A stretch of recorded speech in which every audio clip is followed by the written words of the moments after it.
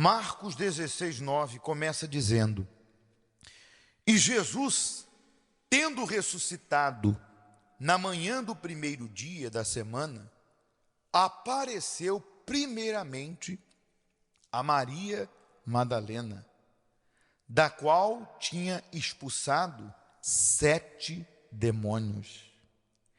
E partindo ela, anunciou àqueles que tinham estado com ele, no caso os discípulos, os quais estavam tristes e chorando, que é o normal. E ouvindo eles que vivia o Senhor e que tinha sido visto por ela, por Maria, o que aconteceu? Não crerão. Muito forte, né? Vamos continuar, depois a gente volta vendo alguns detalhes. Versículo 12. E depois manifestou-se o Senhor de outra forma a 2 deles que iam de caminho para o campo. E indo estes, anunciaram aos outros discípulos, mas nem ainda estes creram. Forte, né? Continuaram não crendo. Finalmente, apareceu, versículo 14, aos 11, estando eles assentados à mesa. E o que o Senhor fez? E lançou-lhes em rosto a sua incredulidade e dureza de coração, por não haverem crido nos que o tinham visto já ressuscitado. Muito bem. Veja que em 2 ocasiões aqui, e é claro que existe muito mais, teve a ocasião de Tomé, que é um outro assunto, e outras ocasiões. Mas nessas 2 ocasiões, veja que o que prevaleceu naquele momento foi a incredulidade a tudo aquilo que o Senhor Jesus havia dito. E primeiro nós temos que entender a palavra incredulidade. Incredulidade, por exemplo, a pessoa incrédula, porque aqui não são pessoas que não conheciam Deus. Porque nós normalmente costumamos classificar incrédulo quem está lá fora no pecado. De repente, quando você quer tratar de uma pessoa que vive no pecado, que não conhece a palavra, você diz: fulano é incrédulo. Ué, mas eles também eram incrédulos. E eles conheciam a palavra. Então, pastor, qual o conceito de incredulidade? Se lá fora tem os incrédulos, que não conhecem, mas dentro da igreja também há incrédulos. Significa dizer que o conceito não é propriamente a pessoa que não apenas conhece, ou não apenas não conhece, perdão, a palavra. Realmente, a pessoa que não conhece a palavra também, mais do que nunca, é um incrédulo. E, acima de tudo, ignorante. E, quer que eu diga? Existem pessoas aí fora que criticam mais por ignorância do que por incredulidade. Sabe por quê? Porque quando elas conhecerem, você vai ver que a entrega delas vai ser mais rápida do que muitos que estão na igreja. Guarde e anote o que eu estou falando. Há pessoas aí fora que elas não se entregaram a Jesus Cristo porque elas não conhecem o Evangelho. Elas não conhecem a palavra, justamente porque são incrédulas. E aí elas não conhecem. E de uma certa forma, elas negam Jesus não só por causa da incredulidade, mas por causa da ignorância. Não sabem que Jesus Cristo morreu pelos nossos pecados. Não sabem que há uma guerra entre a luz e as trevas. Elas têm uma noção de alguma coisa, mas elas ouvem o que o mundo diz. Mas você pode ter certeza, quando elas se converterem, elas vão abraçar a fé. Quando elas abandonarem a ignorância, conhecerem a verdade, muitas delas, de repente teu pai, tua mãe, teu irmão, teu marido, teu filho, teu neto, elas vão se converter e vão se entregar numa velocidade muito mais rápido de quem tem décadas até na igreja. Porque deixaram de ser ignorantes, conhecer a verdade e abraçar a verdade. E quer que eu diga? Onde abundou o pecado, superabundou a graça. Olha quem foi a primeira vez Jesus. Pare e pensa. De todos que Jesus apareceu, quem é que tinha um passado muito negro? Maria Madalena. Quem é que tinha um passado terrível? Aqui diz que aqui tinha 7 demônios? Diz aqui? Aqui. Aqui, ó. Jesus, por isso que eu falei que a gente ia voltar. Jesus, tendo ressuscitado na manhã, no primeiro dia da semana, apareceu primeiramente a Maria Madalena. Para e pensa. Da qual tinha expulsado 7 demônios, onde abundou o pecado, superabundou a graça. Quanto maior foi minha dor, maior vai ser minha vitória. O quanto foi vergonhoso o meu passado, honroso vai ser o meu futuro com Deus.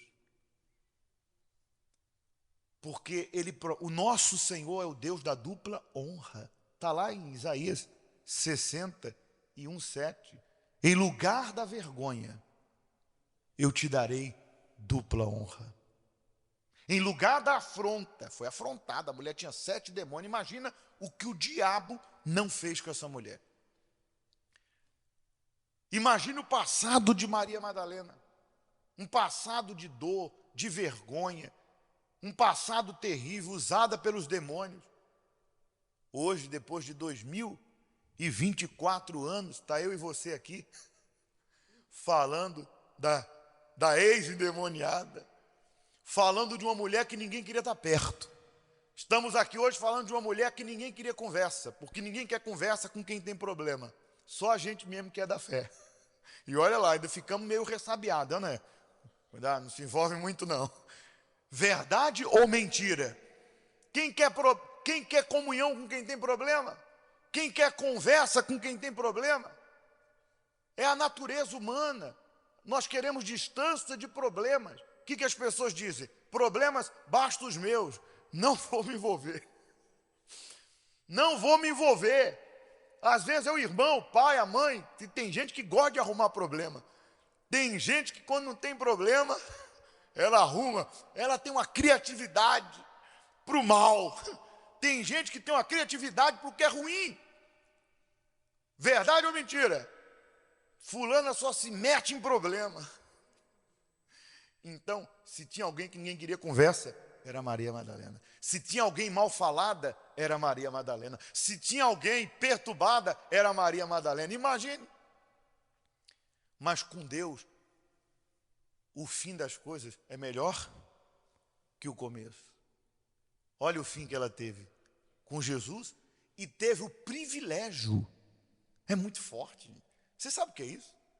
Ter o privilégio de ser a primeira pessoa a chegar no túmulo, encontrar o anjo, porque procura entre os mortos aquele que vive. Ele ressuscitou, vai lá e anuncia aos discípulos.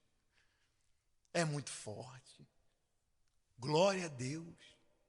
Então não importa quem você foi, não importa como você está. Para Deus não tem caso perdido. Para Deus não existe pessoas excluídas. Jesus não exclui ninguém. Jesus não rejeita ninguém. Quem faz isso é os homens. Quem faz isso são as pessoas. É a natureza humana. O ser humano exclui, o ser humano despreza. E quando não faz isso explicitamente, simplesmente ignora, que é a pior coisa. Tem gente que, para não sujar as mãos, não ir lá e fazer da forma que quer, ignora. Trata com o quê? Com desprezo, ignora. Não fala, mas a atitude da pessoa é pior do que se ela falasse. Quem faz isso é os homens, mas Jesus não. Está aqui. Ele escolheu a excluída. Ele escolheu você. Ele nos escolheu. Isso aqui serve para mostrar que o nosso Senhor não tem preferidos, que o nosso Senhor não olha o nosso passado, ele realmente apaga, porque ele poderia pensar, não, quem ela vai, não, logo essa aí não, ela vai ser a primeira a me ver, não, pelo amor de Deus, manda outra. Essa aí tem um passado muito pesado. Não, não é assim? Que as pessoas, não, essa aí, cuidado, hein? Você conhece, sabe quem foi fulano, né? Deus perdoa, o diabo é obrigado a esquecer, mas tem gente que não esquece, fica jogando na cara. Esse é o papel do Satanás, está amarrado esse diabo. Deus já perdoou, porque a pessoa se entregou. Satanás é obrigado a esquecer, porque se Jesus perdoa, meu caro, quem é o diabo para condenar?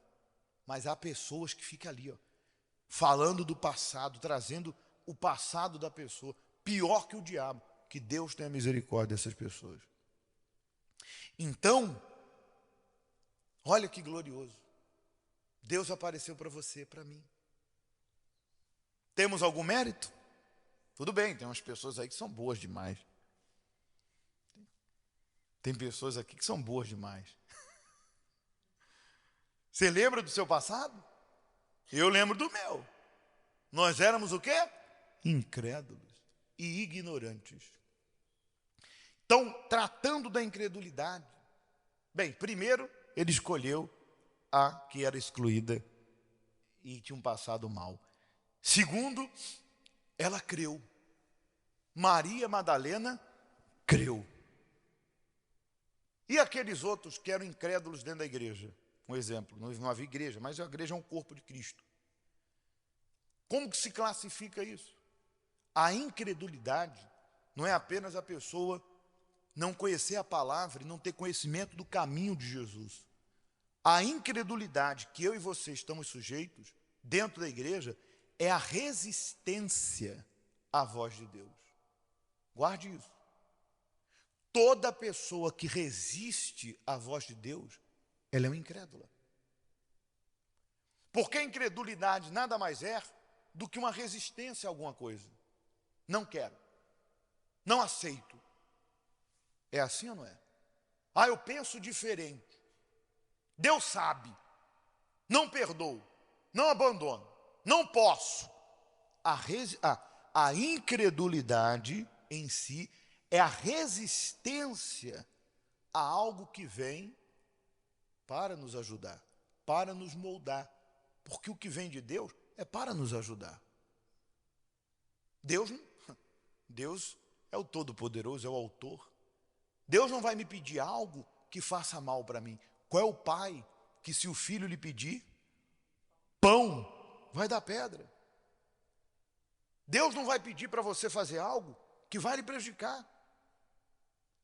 Deus não vai lhe pedir para fazer algo que vai fazer com que você perca ou tenha uma perda grande no sentido de você se perder na fé. Não.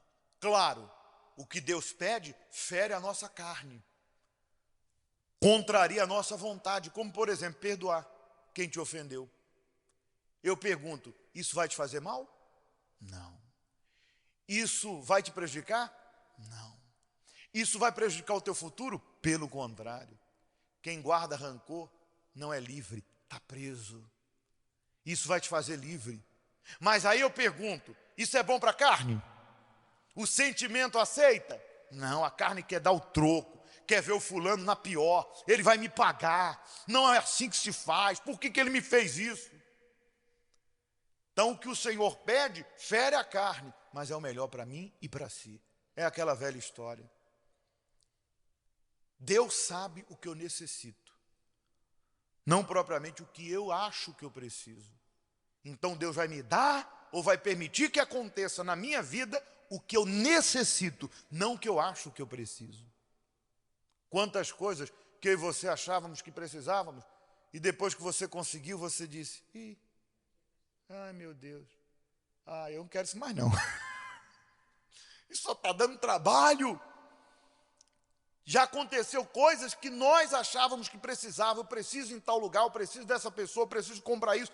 Foi, se juntou, comprou, não quero mais esse lugar, não quero mais essa pessoa e não quero mais isso. Porque assim é humano, poxa. Mas Deus sabe o que é bom. Amém? Então, não podemos ser como os discípulos. Os primeiros não acreditaram. Não é isso? Anunciou. Os que estavam tristes chorando. Porque é normal, não vou nem falar sobre isso. Quem é que perde uma pessoa e fica feliz? Só foi maluco da cabeça. Agora, eles tinham razão para duvidar? Jesus deu motivo para isso? O que eles viram Jesus fazer? Eles viram Jesus multiplicar. Eles viram Jesus tirar Lázaro do túmulo. Como pode? Não, é muita resistência àquilo que está diante de mim. Eu não posso resistir a quem? A Deus. Eles só tinham que crer. Crer é entrega. E aí os outros dois no caminho anunciaram também, mas eles não creram. E finalmente, versículo 14 novamente, finalmente apareceu aos 11, estando eles assentados à mesa, e lançou-lhe ao rosto a sua incredulidade e dureza de coração, por não haver crido no que tinha visto já ressuscitado. Então, resumindo e concluindo, nós não podemos ser incrédulos. Dado o que Jesus já fez na minha vida e na sua, dado o que eu e você já vimos, Deus espera de mim e de você o que Jesus esperava deles, que no mínimo eles crescem. O Senhor não ressuscitou, mas vai ressuscitar. E quando Maria Madalena anunciou, os outros dois anunciaram, o Senhor ressuscitou, glória a Deus, eu creio. Então, não importa como você está, não importa como estão as tuas emoções, tu está triste, chorando, quando a palavra for dita, quando a palavra for anunciada, creia.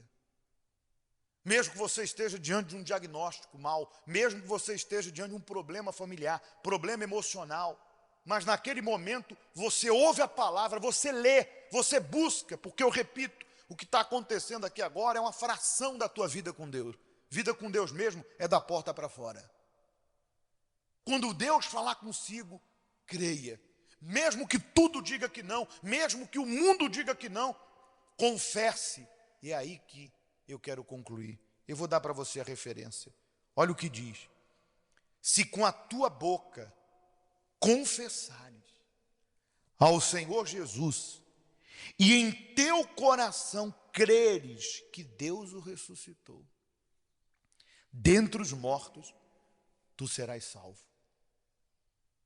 Todos os dias você tem que repetir esse versículo de Romanos 10, 9 e dizer: Senhor, eu creio que Tu és o Senhor Jesus Cristo, Salvador. Eu creio que o Senhor ressuscitou dentre os mortos e que em breve eu vou me encontrar contigo. Você tem que confessar com a boca a palavra de Jesus. Eu creio que Deus está comigo. Eu creio que o Senhor me chamou não para eu estar nessas condições, mas para fazer de mim sal, luz, perfume. Eu creio que se eu não cheguei, eu chegarei. Eu creio que se eu não tenho ainda o Espírito Santo, eu vou fazer a minha parte, eu vou buscar, eu vou me dedicar, não apenas na igreja, mas eu vou receber. O Senhor não precisa de 21 dias, porque para o Senhor pode ser agora, hoje, nesse momento, como foi na casa de Cornélio, que Pedro nem terminou de pregar e Deus mandou o Espírito Santo. Creia nisso. Creia, não importa as tuas condições, ignore as emoções, ignore o que dizem, porque eu entendo, naquela época todo mundo estava dizendo, olha, morreu aquele que era enganador, aquele que era endemoniado, aquele que era aquilo, havia uma nuvem de incredulidade, mas eu não posso me deixar levar pela incredulidade, você e eu não podemos, porque nós já vimos e ouvimos e tivemos experiências com o Senhor. Amém? Por isso que agora nós vamos buscar, e nessa busca, peça perdão, se você foi incrédulo e resistente a muitas coisas. Se você está frio, pede para Deus te aquecer. Se você perdeu o primeiro amor, pede para que Ele acenda em você. Se apagou o Espírito, os dons de Deus, pede para Ele avivar e reavivar o dom de Deus em você. Amém?